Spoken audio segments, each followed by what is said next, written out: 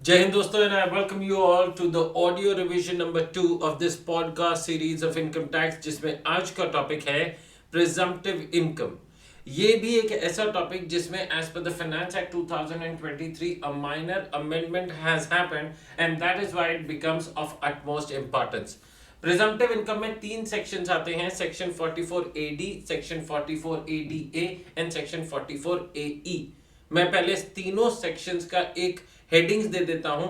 44AE है business of leasing, plying, hiring of trucks, मतलब जो ट्रांसपोर्टर्स होते हैं उनके लिए प्रिजम्पटिव इनकम कैलकुलेट करी जाएगी अंडर सेक्शन 44AE. 44AD में आते हैं all other businesses except 44AE. 44AE specific section है ट्रांसपोर्टर्स के लिए, बाकी सारे बिजनेसमैन 44AD में आ जाएंगे एंड 44ADA है फॉर प्रोफेशनल. तो लेट्स गेट स्टार्टेड विद सबसे पहले 44AE जो कि ट्रांसपोर्टर्स के लिए है, जिनमें वही एलिजिबल ट्रांसपोर्टर है जिसके पास at any given point of time during the financial year he does not hold more than 10 trucks at any time. 10 trucks होंगे exactly. If there are 10 trucks you will be allowed to follow 44AE. However एक दिन के लिए भी अगर 11 truck हो गए तो आपको 44AE फॉलो करने नहीं दिया जाएगा.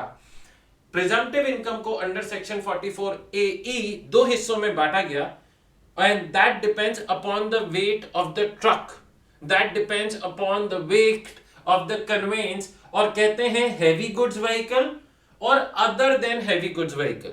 heavy goods vehicle कैसे जानेंगे कि heavy goods vehicle है? कि भाई उसका weight अगर 12,000 किलोग्राम से ज्यादा है, मतलब 12 टन, एक टन में 1000 किलोग्राम होता है, तो अगर 12 टन से ज्यादा है तो उसे हेवी गुड्स व्हीकल बोला जाएगा, जिसकी प्रिजम्पटिव इनकम होगी 1000 rupees per ton of gross vehicle weight for every month और पार्ट देयर ऑफ. मतलब जितना आपके टन्स होंगे उतना इंटू 1000. मतलब अगर एक ट्रक है जिसका 14,000 किलोग्राम वेट है, मतलब 14 टन हो गया, और हर महीने 1,000 रुपए की इनकम, तो 14,000 पर मंथ आपकी इनकम कंप्यूट करी जाएगी. लेकिन इस चीज का ध्यान रखना होता है कि हमें जो भी अपन ट्रक्स की कैलकुलेशन करते हैं वो कैलकुलेट करते हैं during the month in which it is owned by the assessee and not used by the assessee.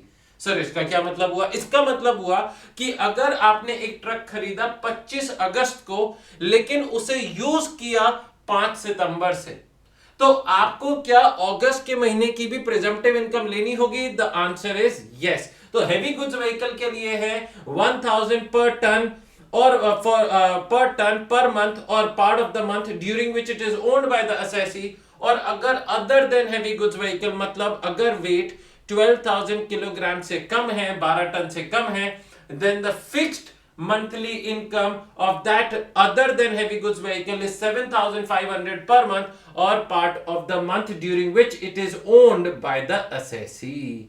तो ये हमारा पहला सेक्शन खत्म होता है. Moving on to section 44AD which is all other businesses except 44AE, जिसमें एलिजिबल है हर एक individual, HUF, partnership firm, LLP नहीं है, यहां पर ध्यान दीजिएगा.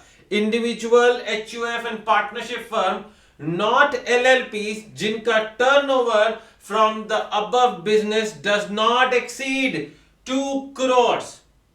जिनका टर्नओवर कितने का है? 2 करोड़ तक का है. और यहीं पर एक छोटा सा अमेंडमेंट आया है जो कि एक एडिशन है. कहते हैं कि अगर आपके कैश ट्रांजैक्शंस, ध्यान से मेरी बात सुनिएगा, अगर आपके cash transactions does not exceed 5% of the total turnover, सरकार ने कहा कि 95% और मोर आपके बैंक में पैसा आता है डायरेक्टली. कैश का तो छोटा मोटा ट्रांजैक्शन है which is only 5% of the total turnover. तो in that case, in that scenario, सरकार ने यहां पर एलिजिबिलिटी लिमिट को 2 करोड़ से बढ़ाकर 3 करोड़ कर दिया है. मतलब 2 करोड़ भी एप्लीकेबल है और 3 करोड़ उन लोगों के लिए है जिनका टर्नओवर का 95% और मोर बैंकिंग चैनल्स के थ्रू आ रहा है। Cash transactions is only up to 5%। मतलब लेट्स से अगर मेरा टर्नओवर 2 करोड़ 40 लाख से, ध्यान से सुनना गाइस, मेरा टर्नओवर एक फाइनेंशियल ईयर का 2 करोड़ 40 लाख है, जिसमें से, ध्यान से सुनना और ध्यान से आंसर करना, जिसमें से 20 लाख रुपीस मेरे को कैश ट्रांजैक्शन हुए और बाकी बैंकिंग ट्रांजैक्शंस हुए। मतलब दोस्तों, अब मैंने क्या किया, मैंने 20 लाख डिवाइड बाय 2 करोड़ 40 लाख किया, क्योंकि 2 करोड़ 40 लाख का टोटल टर्नओवर था जिसमें से 20 लाख कैश में मिला। मतलब इसका परसेंटेज निकल कर आया 8.33। 5% से ज्यादा हो गया। ओहो, अगर 5% से ज्यादा हो गया तो क्या मैं अब प्रिजम्पटिव इनकम फॉलो कर सकता हूं? द आंसर इज नो, क्योंकि अगर आपका cash transaction 5% of the total turnover से ज्यादा हो जाता है तो आपके लिए लिमिट 2 करोड़ की ही है। अगर कैश ट्रांजैक्शन आपका 5% तक का होता, अज्यूमिंगली ट्रांजैक्शन वही लेते हैं, अमाउंट वही लेते हैं, 2 करोड़ 40 लाख का टोटल टर्नओवर, जिसमें से सिर्फ 5 लाख रुपए कैश टर्नओवर था, तो मैंने 5 डिवाइड बाय 240 किया तो निकल कर आता है सिर्फ 2.08%। 2.08%, इसका मतलब 5% के विद इन था। तो अब मेरे लिए जो लिमिट एप्लीकेबल होगी for presumptive income is 3 crore rupees. तो क्या मैं इस साल फिर प्रिजम्पटिव इनकम फॉलो कर सकता हूं अगर मेरे कैश ट्रांजैक्शन से 5 लाख है out of 2 crore 40 lakh? The answer is yes. अब नाउ कमिंग ऑन टू कि what the presumptive income is. Presumptive income कितने की है? प्रिजम्पटिव इनकम है आपका 8% of cash turnover and 6% of bank turnover. कितना है? 8% of cash turnover and 6% of bank turnover. जो बैंक खाते में आया उसका 6% और जो बैंक खाते में नहीं आया उसका 8%। अच्छा सर, अभी तो कुछ ना कैश में भी नहीं आया है और बैंक में भी नहीं आया, मतलब उधार पर सामान बेचा है, तो आपकी due date of filing income tax return से पहले अगर वो पैसा मिल जाता है तो अपन देखेंगे कि कैसे मिला। अगर कैश में मिला तो 8%, बैंक से मिला तो 6%। नहीं सर, ड्यू डेट भी निकल रही है, अभी तक पैसा नहीं आया, 2 महीने बाद पैसा आएगा और महीने बाद पैसा आएगा, तो इन दैट केस 8%। कितना लिया जाएगा? 8%।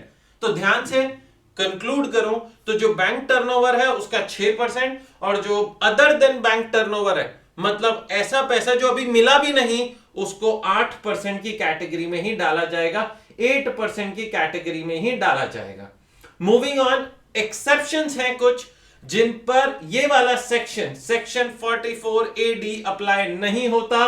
Presumptive income is not applicable to a person carrying on any income या earning any income in the nature of commission, brokerage या एजेंसी सर्विसेज। इन सब एजेंसी बिजनेसेस में आप लोगों को 44AD अलाउड नहीं है।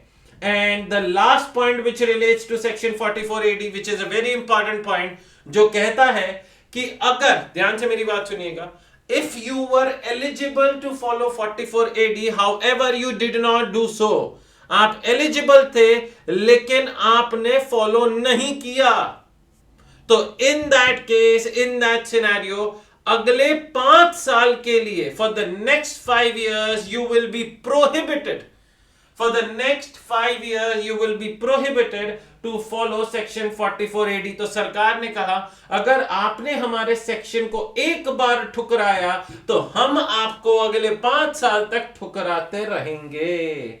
And now that brings me to the last section. Which is 44ADA. Which is 44ADA professionals के लिए। प्रोफेशनल्स के लिए क्या दोस्तों एलिजिबिलिटी क्राइटेरिया है कि आपका इस साल का रिसीट 50 लाख रुपीस तक का होना चाहिए। इसमें भी छोटा सा दोस्तों एडिशन हुआ, जैसा 44AD में हुआ था। 44 ADA में भी यही एडिशन हुआ कि if your cash transaction, if your cash receipts is up to 5% of the total turnover, so in that case the eligibility limit is increased from 50 lakhs to 75 lakhs, तो 50 लाख से 75 लाख तक का हो जाएगा। मैं फिर एग्जांपल लेता हूं। लेट्स से एक इंसान मिस्टर एक्स, वो एक प्रोफेशनल है और उनके रिसीट 60 लाख के हैं। अब वो कहते हैं कि क्या मैं प्रिजम्पटिव इनकम 44 ADA की फॉलो कर सकता हूं? तो उनसे पूछना पड़ेगा कि भाई साहब आपके कैश ट्रांजैक्शन कितने के हुए? तो वो कहते हैं कि मेरे कैश ट्रांजैक्शन इस साल 1,80,000 के ही हुए हैं, बाकी सब तो बैंकिंग ट्रांजैक्शंस है। तो 1,80,000 डिवाइड बाय 60 लाख करेंगे तो निकल कर आता है 3%, मतलब कैश ट्रांजैक्शन सिर्फ 3% था। तो उनके लिए कितने की लिमिट हो गई अंडर सेक्शन 44 ADA? उनके लिए लिमिट हो गई ऑफ 75 लाख, और क्योंकि उनका टर्नओवर सिर्फ 60 लाख का है, will he be allowed to follow presumptive income under section 44 ADA? The answer is yes. Now what is the income? Income कितनी है under section 44 ADA presumptive income? And that is flat 50%, that is flat 50% of the total turnover, total receipts. And there are then some common provisions for section 44 AD and ADA and 44 AE.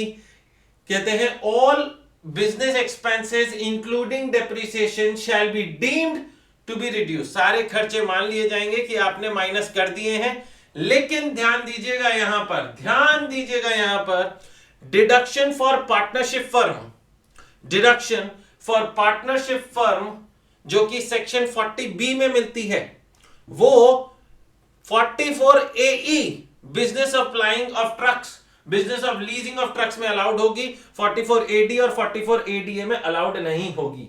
हाँ, ये बात सच है कि आप deduction under section 80C से 80U आप ले सकते हैं फ्रॉम दिस इनकम, क्योंकि वो डिडक्शंस जो 80C से 80U वाली होती हैं वो तो वैसे भी GTI में से मिलती है, वो कर सकते हैं। क्या हम सेट ऑफ लॉसेस कर सकते हैं? बिल्कुल, आप सेट ऑफ लॉसेस कर सकते हैं, उसकी कोई दिक्कत नहीं है। वो आपके प्रोविजंस ही अलग हैं, उनके सेक्शंस ही अलग हैं। आप PGBP चैप्टर में रहकर आप PGBP चैप्टर के खर्चे माइनस नहीं कर सकते। बाहर वाले चैप्टर्स का ट्रीटमेंट वैसा ही रहेगा जैसा हमेशा से रहता है। आपको ना तो बुक्स ऑफ अकाउंट्स मेंटेन करनी है और ना ही ऑडिट करवानी है। लेकिन अगर आपको लगता है कि आपकी इनकम प्रिजम्पटिव इनकम से कम है, तो सरकार कहती है बुक्स ऑफ अकाउंट्स मेंटेन करो, ऑडिट करवाओ, हम मान लेंगे कि आपकी बात सही है। That brings us to the end of audio revision number 2. I hope you guys enjoyed it.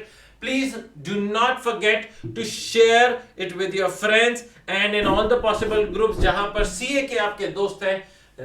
Make the best use of it and also leave out your comment, your feedback, और अगला कौन सा टॉपिक आप सुनना चाहते हैं उसके बारे में भी जरूर लिखिए इन द कमेंट बॉक्स। अपना ध्यान रखिए, मेहनत करते रहिए, माता पिता की सेवा करते रहिए। बाय बाय, अलविदा एंड सी यू।